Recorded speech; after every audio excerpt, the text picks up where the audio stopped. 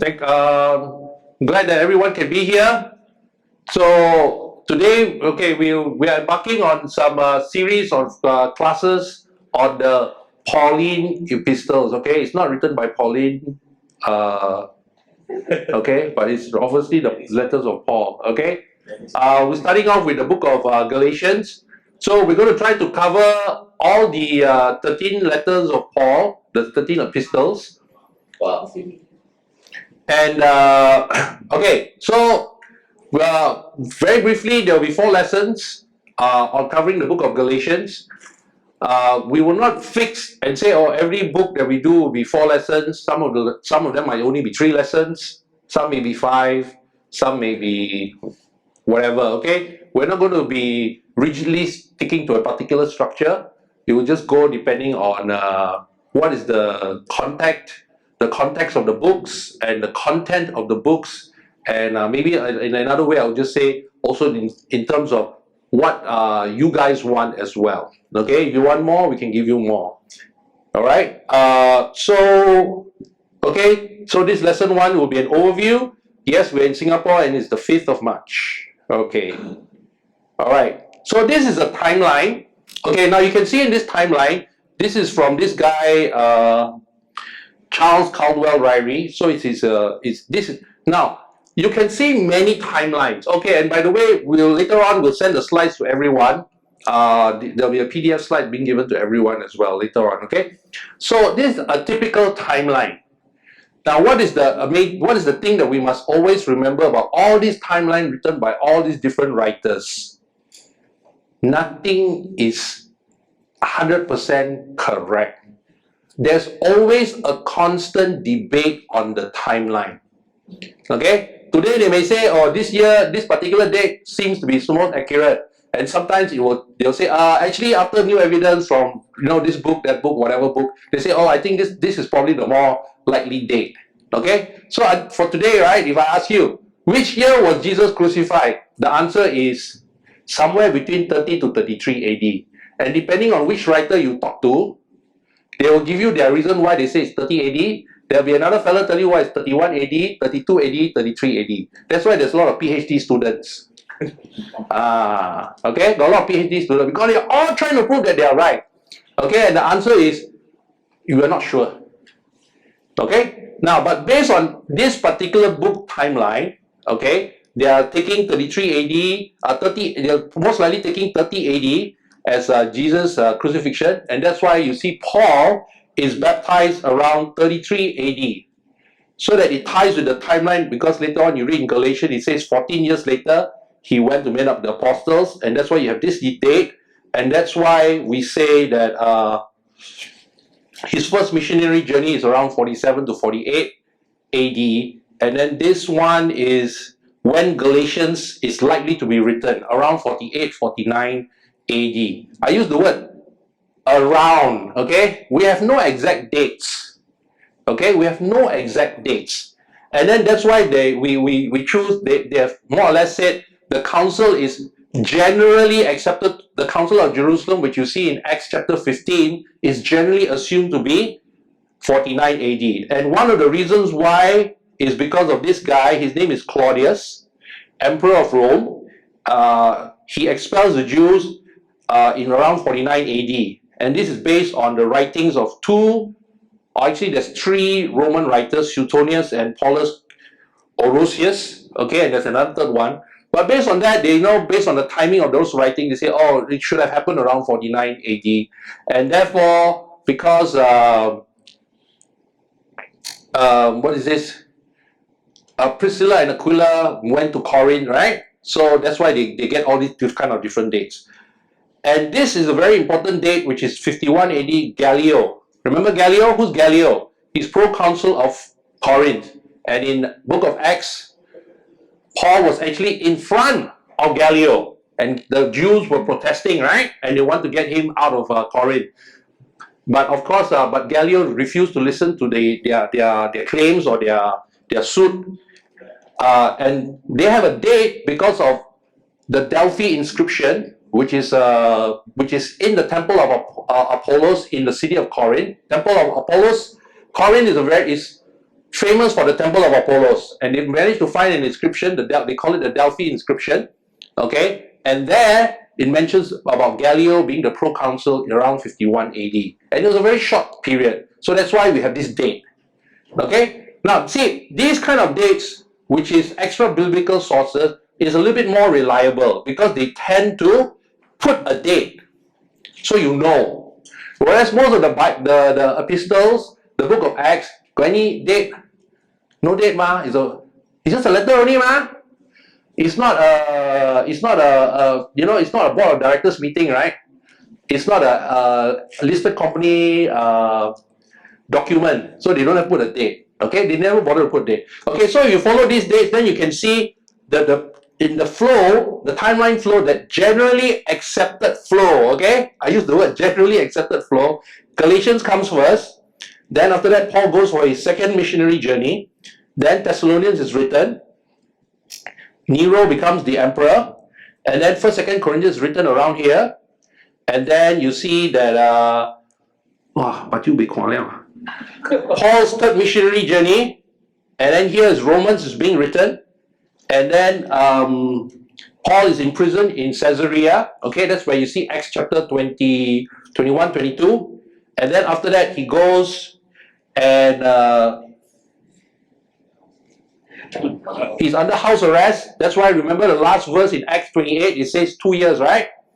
And then that's when he writes the prison epistles, the Ephesians, Philippians, Colossians, Philemon, and then after that Timothy and Titus, and then 2 Timothy, and then around 78, then Paul dies around 67, 68 AD, no exact dates again, but the destruction of Jerusalem, 70 AD. Okay?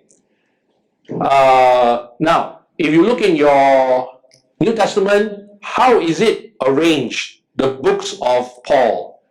It's arranged based on number of chapters. That's why Romans first. Romans, Corinthians, and then all the shorter books. Right? And it's arranged by the letters written to churches first, and then letters written to individuals. Okay, so we'll see that. Okay, so let's take a look at a map. All right, this again, you can go to the internet and find all kinds of maps. Pretty much the maps for the missionary journeys are pretty standard. Okay, just to reiterate, there will be a PDF slide being given to you all later on if you had registered, because then I have your phone number. Okay, so you can see in the 1st, 2nd, 3rd, and then the final one when Paul goes to Rome. Okay, and what you'll notice is, okay, factually speaking, right, Paul only went to a small region. He's only here in Syria, in Syrian Antioch. He goes to Galatia in the first missionary journey, as well as Cyprus. Second missionary journey, he goes a little bit further, all the way here, Achaia, Macedonia. Third missionary journey, he just repeats the same places that he went to. Fourth missionary journey, technically, is not, well, he goes to Rome. He never goes to North Africa, Egypt.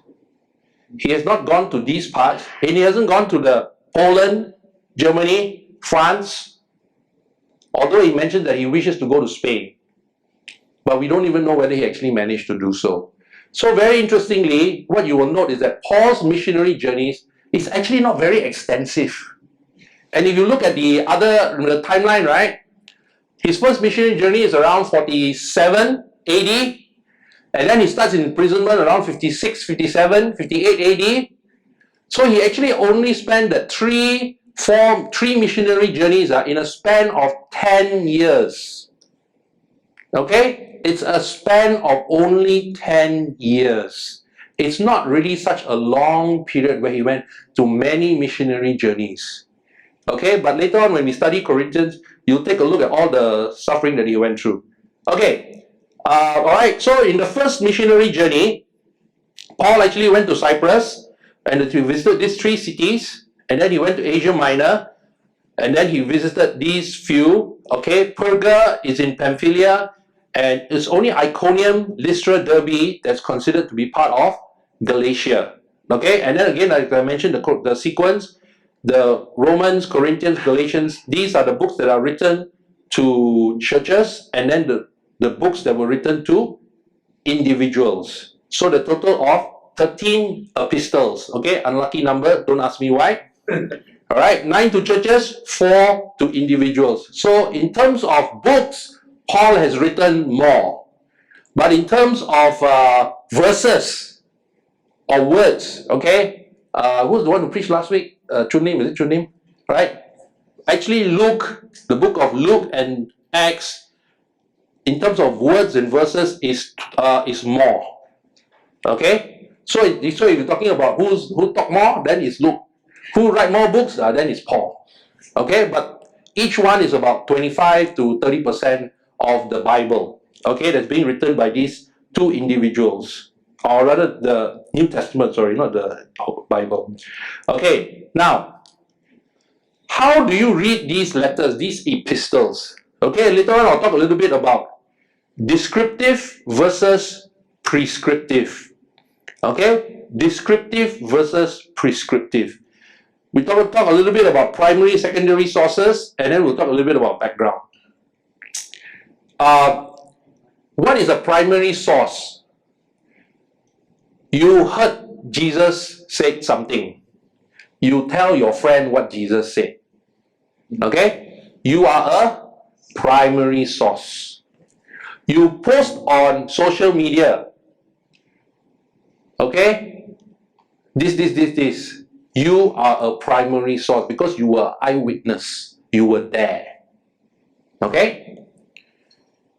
Now, you go and see somebody's social media post, and then you comment on your own social media what the other person said, or what the other person, whatever it is, okay? You are now a secondary source. Another of your social media friend saw what you post and then also commented on what you have said. They become a tertiary source. Alright? So, what are we trying to say? It's better to always go back to the primary source.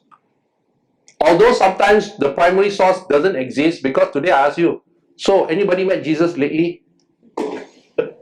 Anybody who claims to meet Jesus will be in IMH. Okay?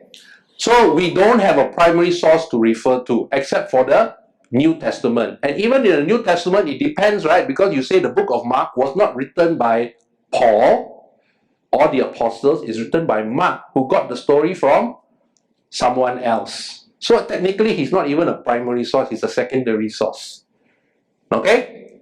So, and in the same way, when you read books, the author will reference to this, reference to that, reference to this. You yourself have not seen the primary source. And that's why we always encourage you. Just as I need to go and check, what did the primary source actually say? Because what the primary source said may not be what the person interpret or conclude. Remember, what is being said is a fact. What is being concluded is a conclusion. And it's always debatable what is the conclusion. Conclusion can be argued, but the facts cannot be argued. Right? Did Jesus crucify 30, 31, 32, 33 AD? They have different facts to support it. Those facts you can't deny. But the conclusion is always a conclusion. And they keep on continue to argue about it. And they've been arguing for 1,000 years and they'll continue to argue again. Alright, so never mind. Now, we need to understand about the background. First of all is that the letters are written in response to something. Correct? Do you know what is that something? Were you there? No, you were not there. So how do you know what is that something? You guess. You have to make some assumptions. You speculate. Okay? So because we do that, you have to understand whatever somebody writes, whatever somebody says, there's certain assumption, there's certain speculation, there's certain guess behind it. So it's always one side of the conversation. We don't have both sides. Okay? So because of that, you need to figure out the issue, Is it somebody asked something? In some cases, the letters were written because somebody did ask something. But in some of the point, nobody asked anything. They just wrote it anyway. Okay? But there was an issue that was happening. There's something happening there. And you must remember, are you a Jew? Are you a Roman citizen? Are you a Roman slave? You don't understand the cultural, the political, the social and economic circumstances because you don't live in that era. Okay? So that's why the 2000-year time gap, this gap, culture gap, your political gap, right? Okay? Now, and the other thing you must always remember is, do not think that this letter is some well-thought letter written for the future. Okay? It was written to a church or to an individual or for a particular issue. It's not a systematic statement of belief. Okay? And that's why we must always go back to this thinking, descriptive or prescriptive. Is it really a statement of belief or not? Okay? So, when Paul wrote his letters, wow, I'm so honored and privileged. God is going to use my letters and use it into the scriptures. It's going to be in the New Testament in 100 years' time. I better write properly. No. Paul wasn't even thinking that. In fact, none of the New Testament writers are thinking that. But you are thinking that. That's the problem. You think that they wrote it for you, the future. Because when you are so far away from Jesus, there's this time gap, cultural gap, social gap, whatever gap. And then you think, oh, they wrote this for me so that I can understand what's happening in the first century, so that I can be a better disciple. Actually, no. Okay? That's far from the truth. Alright? So, there's a New Testament church problem. So, there are New Testament letters. There is learning for us today. But it is not necessarily a systemic statement of belief. And most important of all is, when you read about the New Testament churches, guess what? They got a lot of problems. Okay? If in the first century you have Peter, Paul, the apostles, you have all these people, and some of them actually heard Jesus preach. Some of them actually heard Jesus preach. And guess what? Still got so many problems. Especially if you go to Corinth church, wow, sibei problem. Right? Even the Jerusalem churches, they have problems. So, you are in Singapore, you are in Malaysia, you're in Indonesia, you're in whichever country you want. You have 2,000-year gap. None of us have been trained by Jesus or the apostles. Do you expect your church to have problems? You better expect your church will have problems. Okay? What is the solution? That's why we are saying we need to be a Christ-centered church. Because the solution is still Christ. Okay? Alright. This something very interesting I want to just share with you all. If you look at this passage in Acts 20 verse 4 to 6, I'm sure many of us have read this passage before lah. You read it and then you're like, okay, now I ask you, why is this passage important? Does anybody know why this passage is important? Or what is the significance of this passage? Anybody? Nobody? Okay, never mind. I will explain to you. You see this word? What is this word? What is this word? Can you see the word? No. Here. Okay? Can you see this word? And what is this word? What does it show? The writer of this letter was not there at the beginning of verse 4. But he did join us at Troas, and we sailed from Philippi, which means the writer joined Paul on his journey starting from this point in Philippi. So if we agree that Luke is the writer of this book, we know that he joined Paul starting from here in Philippi in Acts chapter 20. But the earlier passages, that he wrote, obviously he's not an eyewitness, but subsequently he is. And you have read Acts chapter 20 how many years? And you didn't realize this. So I want to tell you, there are many things you have yet to discover about the Bible, even though you have been a Christian for many years. Wow. Okay? Alright. Wow, running out of time. Need to move faster. Okay. Descriptive versus prescriptive. Mark chapter 15. This is about the Last Supper. They went to, Jesus said, he'll show you a large room upstairs. And then in verse 23, he says he took a cup, he gave the cup to everyone, and everybody drank from that one cup. Because of this passage, there's a church in America, they're called the One-Cuppers. On Sunday, when they take communion, they have one big cup, and they pass around that same cup. Okay? Even during COVID, they continued the practice. Because to them, we must follow the biblical pattern. Okay? And if you don't follow the biblical pattern, it is heresy, you're in sin, you leave my church. Okay? Now, this passage in Mark 15, the fact that Jesus passed the one cup, is it descriptive or is it prescriptive? Descriptive. It's descriptive. It's describing what happened. Because these people, the 13 fellas, right? Hello, they sleep in the same place, eat the same food, their hand all rich, take from the food, pass around. Hey, this one, the lamb chop very nice. Hey, come, take one bite. Paul, come on, Peter, take one bite. Wow, very good, right? Hey, Mark, wow, very nice. Because brother, his sister won't be like that, right? It's descriptive. Now, which part is prescriptive? The fact that you take the cup and you drink from it. It didn't say the one cup, it just said that you drink the wine. That is part of the communion, which is supported by 1 Corinthians. Right? You have other passages to support the prescription. And in those passages, it is clear, it is prescriptive.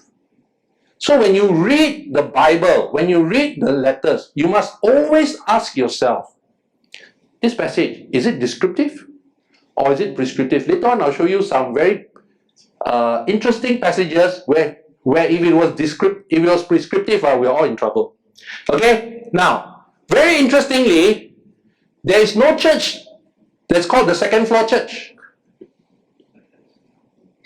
There's no church called the second floor church because they had the Lord's Supper, they had the Passover meal, right? The Last Supper on the second floor. But today, you cannot find any church called the second floor church. But you can find the One-Cuppers church. Why? By right, you should follow the biblical pattern, right? If you follow the biblical pattern, one cup on the second floor. That's the biblical pattern. So what does it show? You see, many people, when they try to follow the biblical pattern, they tend to just pick the one or two things that they like. There's no such church that, hey, this one biblical. Oh, we follow. Then where's your second floor church? Where? Somehow we're on 5th floor now. Habis lah. Heresy. Okay, we can move on. Sorry, time's running out. Okay, the standard pattern that you see in most of Paul's letters is he'll always mention his name. And this is why those 13 epistles are ascribed to Paul. Hebrews, it does not start by saying, I, Paul. And that's why even though for many years they've been arguing, they have now come to the conclusion, Hebrews is probably not written by Paul, simply because one of the key reasons is because he doesn't start with his name, which is what you see consistently in all the epistles. Okay, he'll say it's to who, addressed to the church or the individual. He'll start with some greetings, some encouragement, generally speaking, talk about the subject matters. He'll have some summary at the end, and then close out with his greetings and the signature. Okay? Okay. Wow, how many more slides to go? I hope I can finish in time. Alright, now this is a close-up map. So again, we see that Galatia is actually this whole portion, right? Okay, this whole portion is Galatia, but First missionary journey, he only goes to here, Iconium. Iconium. He goes to Pisidian Antioch, Iconium, Lystra, and Derbe. So this is why they have this other question. Is this letter written to the southern Galatian churches, or is it written to all the Galatian churches? In fact, were there even any Galatian churches here during Paul's time? So, and that's why they say, see, this letter is fake. Because there were no Galatian churches. There's only a few southern Galatian churches. So he should have said that he should put to the South Galatian churches. Since he put Galatian churches, therefore, it's a fake. Okay? So depending who you talk to, right? Now in the first missionary journey, you'll notice that he went to Cyprus the one and only time. Guess why? Don't know why. Okay, never mind. Because Barnabas is from Cyprus. And his first missionary journey, who did Paul go with? Barnabas. And if you look at it, Barnabas and Paul, who is the senior evangelist, senior brother? It's Barnabas. That's why Barnabas kind of like, hey, come, we go Cyprus first. Okay, and then they went to the three cities of Seleucia, Salamis, Paphos. Then they went on to Asia Minor. Okay, Asia Minor is this whole region, okay, which is modern day Turkey. So if you guys have thought about it, go and visit Turkey. There's different tour groups. Okay, Douglas Jacoby also has a tour group that goes to Turkey once every couple of years. But there are many other tour groups that you can sign on. You can visit the 7 cities of Revelation, plus some other cities that Paul has visited. Lots of archaeological, and if you know the Bible even more, you know that the Hittite nation, okay, who's the most famous Hittite that you know? Uriah the Hittite. Uriah the Hittite. The Hittite nation was discovered in Turkey. So you can go and visit some of the ruins. Okay, you won't find Uriah, but you'll find ruins of the city or the nation of the Hittites. Okay. All right. So okay, we talked about this. Now Acts chapter 12. Who died? Herod Agrippa, King Herod. Okay. Remember when you read King Herod in the Bible, there's many Herods. Okay, Herod the Great, Herod Agrippa, Herod Philip. Okay, so there are many different Herods. Do not think this always the same Herod. He didn't live forever. Okay, it's Herod the Great plus his different kids and some of his grandchildren. Okay, but because in Acts chapter 12, Herod Agrippa died, you can read that, you can see that, and it's attested that he died in 44 AD. So it fits with the timeline that we saw earlier. And then, okay, of course, we talked about the Delphi inscription already. Now, what is the main issue in Galatians? The Judaizers heresy, or the circumcision group. Now, very interestingly, the main point they were trying to make is that you need to get circumcised, right? It wasn't, hey, you need to come to the temple to offer the sin offering, the free will offering, the daily offering, the firstborn offering, they didn't even talk about the tithe. They focus on the circumcision. Remember? Biblical pattern, right? They tend to focus on one thing, not everything. Because, as what Paul mentioned, you're not even following the rest. So why you even follow? Because all of them were circumcised already. You cannot undo it. So I must make everybody same as me, circumcised low.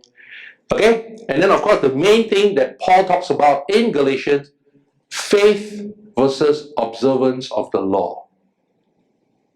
Faith versus observance of the law. Now, who are the people of the Galatian that lived in Galatia? Believe it or not, they are French. Okay? So they are the tribes of Gaul, which is ancient France. They were moved to Bithynia. And then from Bithynia, they moved to, cheap land. Bithynia expensive, right? So your expensive land, what do? You go to cheaper land. Where's the cheaper land? Galatia. Okay? So they moved there and then they occupied the area, and they actually moved there a couple of hundred years before the time of Paul and the New Testament. Okay, so the number of churches, okay, we can refer back to the map. Alright, who are the key players? The key players, of course, is Paul, the apostles, the circumcision group, and the Galatian churches themselves. Okay, and we'll talk a little bit about that. Now, these people a little bit, okay? Now let's do a comparison between Paul and Peter. Who is older? Peter. Who's been a Christian longer, follower of Jesus longer? Peter. Who knows the Old Testament better? Should be Paul, because Paul is a Pharisee. Okay? Acts 22 verse 3. And in Acts 23 verse 6, it mentions that he's descended from Pharisees. So he's training, and then of course he was trained by Gamaliel in Jerusalem. So obviously it makes sense that he should know the Old Testament better. But bear in mind, it's not about Old Testament, right? It's about Jesus. And so obviously Peter spent 3 years being trained by Jesus and was there for, okay? So in terms of the training, Paul trained by the Pharisees, Gamaliel. Peter is trained by Jesus. And that's why, remember what the Sanhedrin said in Acts chapter 4. These are unschooled fishermen from Galilee. But how can he know the scripture so well? How can he quote the Old Testament so well? And of course, nobody knows how many visions they got from Jesus, right? Sleep at night, wake up, another vision. And then when they're walking along the way to, to wherever, they get visions. How many of these visions are recorded? Unknown. Okay? It's unknown. Now, in terms of leading churches, who's more experienced? Peter or Paul? It's Peter. Because Peter has been in Jerusalem since 33 AD. If Galatians was written around 48, 49, it's 15, 16 years. Whereas Paul, baptized around 33 AD, give or take, he was never really a church leader, right, in Tarsus. There's no mention about a large church in Tarsus. It's only after Barnabas brings him to Antioch, Syrian Antioch, in Acts chapter 11. And he spends 1 year there. And then after that 1 year, he goes on missionary journey. So how many big churches has he led? Very few only. This guy no experience one. Talk so much only. NATO lah, this guy. Now, in terms of his character, the good news is that Paul often talks about his own character. He says, I cannot talk well, I cannot this. He's actually very insecure. You notice how he describes himself. He's very insecure. And of course, because we have lots of passages about Peter, what is the one thing you know about Peter? Very temperamental. I will follow you to the death. Then after that, disappear. I don't know Jesus. All within 24 hours. All within 24 hours. How temperamental can you be? Well, just be glad you're not Peter lah. Okay, now let's take a look now at the Galatian churches, the Christian and the circumcision group. Galatian churches started around what year? First missionary journey, 47, 48. Letter written, 49. How many years as a Christian? Circumcision group, mostly baptized during day of Pentecost, maybe.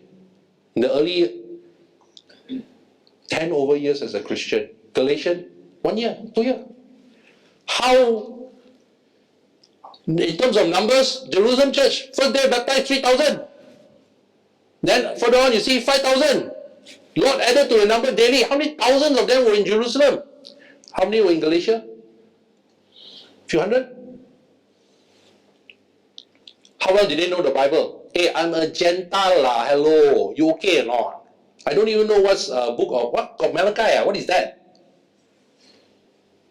If you were a Jewish Christian in Jerusalem, even if you didn't go to Pharisee training, you go to the synagogue, even if you're a recalcitrant Jew, okay, you only show up 25% of the time in the synagogue. For 20 years, you still know the Old Testament better than any Gentile. And some of these people in the circumcision group were of Pharisee training, or were Pharisees themselves, or knew the Pharisees well. How many of the Galatian Christians were trained by Jesus or the Pharisees? Only Paul lah. Nobody else, and Barnabas. The circumcision group, plenty. Some may have even been there on the day of Pentecost, right? They probably had Jesus in Jerusalem. Church leadership, 1 year only. No need to say already lah. Okay? So you can understand why the Galatian churches were easily influenced by the circumcision group. Because they are the older ones. They're the more knowledgeable ones. But they weren't the right one. Okay? Wow, running out of time. Okay. Just some brief overview. Okay, next week we'll do chapter 1 and 2. Then after that we'll do chapter 3 and 4. And then after that chapter 5 and 6. But just very briefly, you see the breakdown of the verses. There's an introduction in verse 1, chapter 1, verse 1 to 10. Then Paul does his biography and talks about how it's an independent revelation directly from God, from verse 11 all the way to chapter 2, 21. Then he talks a little bit of theology about the faith and works, and how he talks about how legalism fails. Okay? He's very explicit. It fails. He talks about the weaknesses in chapter 3 and 4. Chapter 5 and 6, he talks more about practical Christian living. Right? Remember the fruit of the Spirit in chapter 5. And then, of course, he talks about freedom, liberty. And then there's a conclusion in chapter verse 11 to 18. Okay? Okay, these are some headings. There's more detailed headings about from what we've talked about. So, okay, I think I will skip this for a while. Okay, these are verse locations. There will be 24 in total, 6 chapters, so average 4 is 24.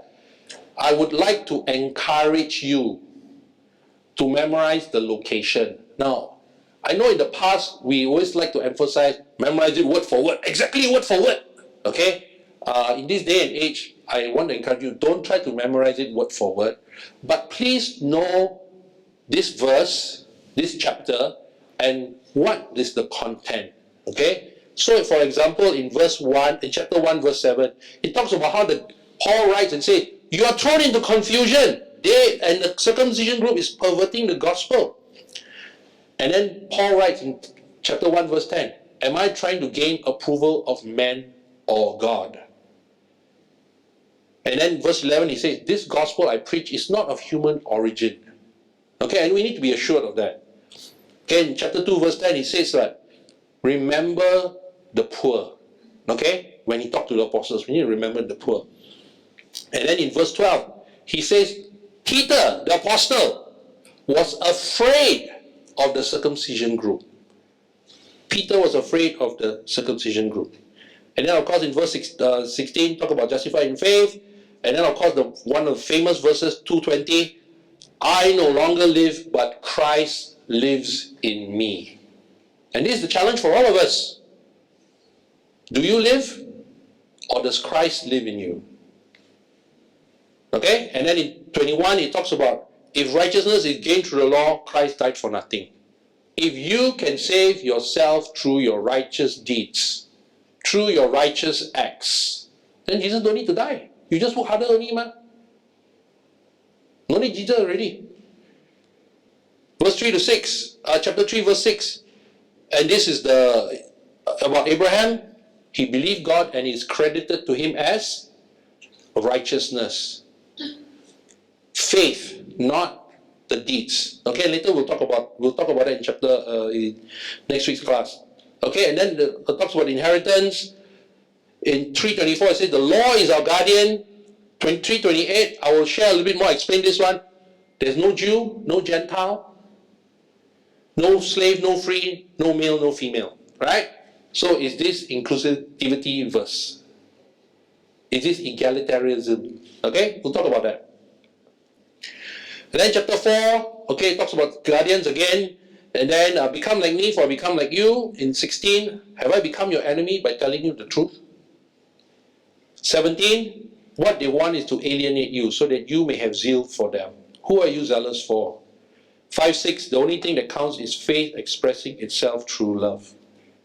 Your faith needs to be expressed through more words, more social media posts. No, it needs to be expressed through your love. Do not use your freedom to indulge the flesh. Serve one another humbly in love. You are free. Free to do what? To indulge your flesh? to indulge your desires. You are free to serve one another humbly in love. Then verse 17, the flesh desires what is contrary to the Spirit. And then verse 22, the fruit of the Spirit is love, joy, peace, forbearance, kindness, goodness, faithfulness, gentleness, and self-control. Against such thing there is no law. Chapter 6 verse 2, carry each other's burden. 6:9, let us not become weary in doing good. For those of us who are married, right? We all know, right? Your wife, your spouse said, honey, you never encourage me. Then you go, so? Because you got weary of doing good. May I never boast except in the cross of Christ. What do you boast about? Your degree? Your bank account? Where you go for holiday? How well your kids are doing academically? Who you know? What do you boast about? Do we boast about the cross of Christ? And verse 28, what counts is a new creation. We are supposed to be a new creation. Okay? Alright, some other general themes which are, which is being mentioned, okay, repeat again. So it's revelation. The gospel is revelation from God. It's not made up by man. We'll be talking about faith versus law. We'll be talking about God's promises versus the rules or legalism. Freedom versus legalism. Spirit versus flesh. A heavenly Jerusalem or an earthly Mount Sinai Jerusalem. Your Christian life. Okay? Okay. In this day, modern age, you need to watch videos. So, I have a link, some videos to encourage you to watch. You can watch the Bible Project. Those of you who have already watched it, don't worry. And just a reminder, these slides will all be given to you in PDF. There's a Bible Project, Bible Effect, Bible Talk TV, and Douglas Jacoby has this I Faith series. So there's a different book, different videos.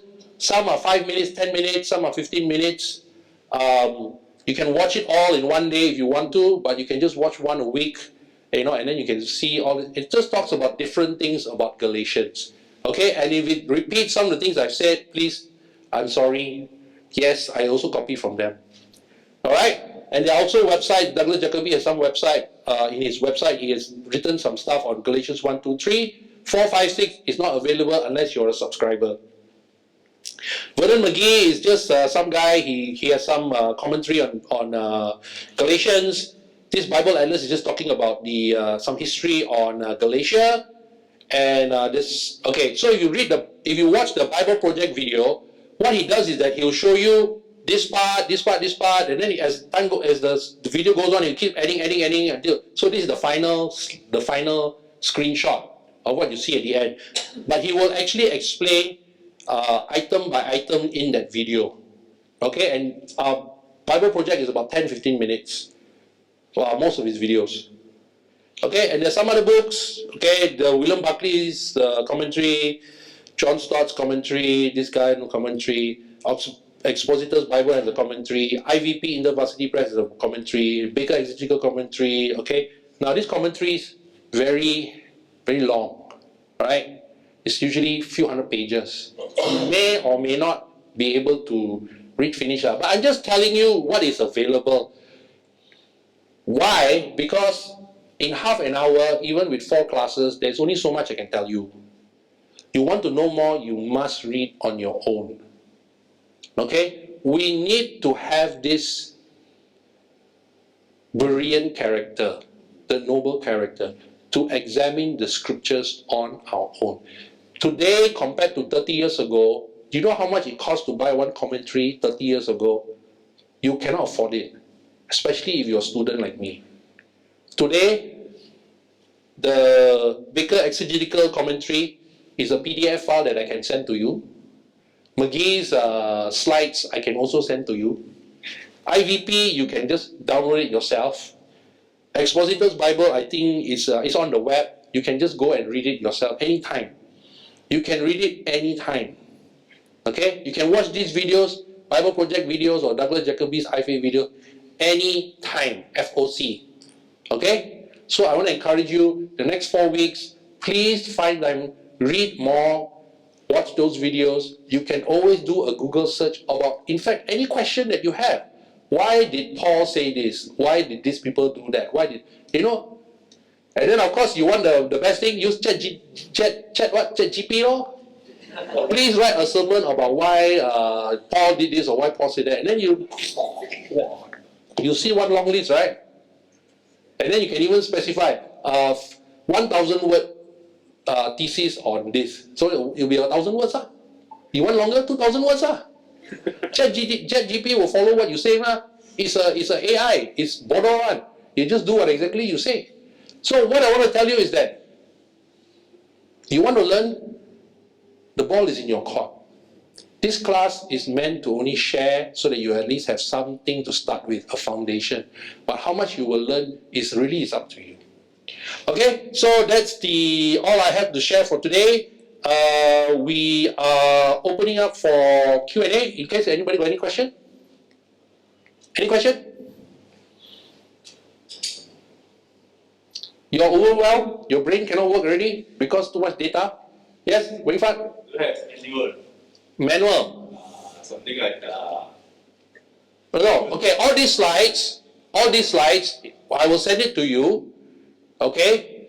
But I need you to register on that sign up sheet so that I have your number, because right now I only have, I think, about 30 people have signed up. So the rest of us who did not sign up, I don't know, I don't have your number and all that. Please sign up, and then we'll create a little chat group where we can send all the slides out, and also some of these links for the videos and the website, whatever. Yeah. It's saying that if we read a chat group, so we can also chat. No, the chat group will only be for me to disseminate information to you. Okay? You will not be allowed to do anything in this chat, except read whatever I send to you. And if you don't like what I send to you, don't read lah. Yeah?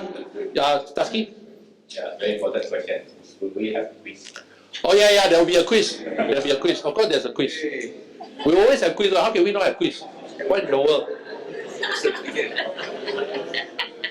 Okay, there's a quiz. Now, I just want to assure you, okay? I will not be calling you, say, hey, how come you didn't do well in the quiz? Okay? I got no time to call you. Nobody's going to be calling you about how you did in the quiz. The only person who will be calling you is yourself. Okay? So, I will not... The quiz will be very simple. It's all be multiple choice. There's everything is multiple choice, right? Okay, there's really no quiz that is not none of the questions will be not multiple choice. It's either multiple choice or true or false. Okay? I just want to encourage you, read. Read the whole book of Galatians, back to front, front to back, sideways, whichever way you want. Read in different version, read in different languages. Okay? And just do searches on the internet, watch those videos, read up the different materials. Okay, any more questions? Yeah. I know the Galatians and all the epistles are in chapters and verses. But I also know that it's written like one letter by son. Yes. How did the chapters and the verses come about? Okay, now we're talking about chapters and verses. Who decided is so many chapters, so many verses? The answer is, it is the researchers. Okay? I found this scrap of paper. It only has so many words. And because I read it, I know it comes from Galatians. So I need to have a start and a stop, so that next time when I find another scrap of paper, I can compare. Because when I write my paper, my thesis, right, I have Galatians chapter 1, verse 2. And then this other scrap of paper, Galatians chapter 1, verse 2 to 5.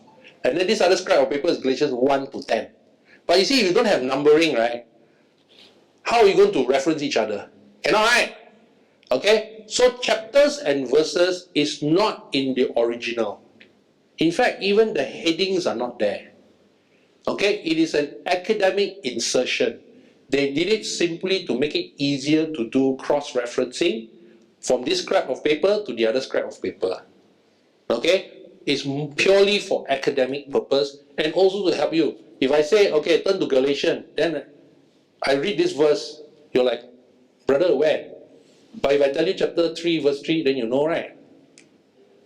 Otherwise, you have to read the whole thing and then you have to literally memorize the whole book of Galatians. Then only you know what I'm referring to, isn't it? Okay? So, chapter verses is an aid for research, for referencing. No more, no less. Okay? There is no special divine purpose to chapter and verse. Okay? Any more question? Well, the reason I ask this question is because sometimes we read a chapter and we think that it's a standalone chapter, and then read another chapter, it's a standalone. But actually, there's a flow, just like Yeah. So again, that's why I say it's for academic purpose, it's for referencing purpose. So that's why when you read the end of chapter 1 and the beginning of chapter 2, it actually makes more sense if you read all the way until the middle of chapter 2. Don't stop at the end of chapter 1. Because you will see it flows. And then even if you read chapter 1 and chapter 2, it actually, you go all the way to the end, it makes more sense. Okay, and of course that's why the academics, they stop chapter 2 where they did. Because they also try to read the flow. But then if chapter 1 is 50 verses, you all won't read chapter 1, right? You're tired already, you read how? You say, wow, so long, I don't want to read already. Okay?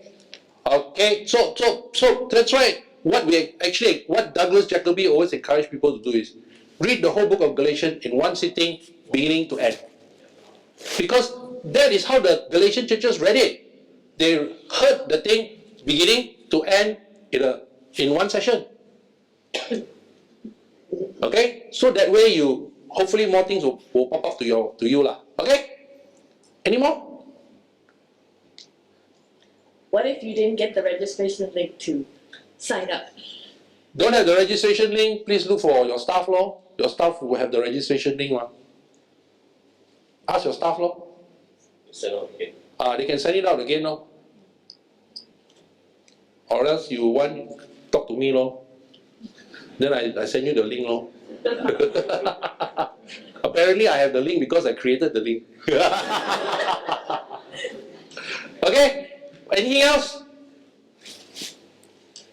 Okay, it's about almost 10:30, so we'll end here. I just want to check. Should we start the class later next week? Is it better for you all? 9:30. 9:30 is okay? Alright, okay, we'll start at 9:30. Alright, I'll see you.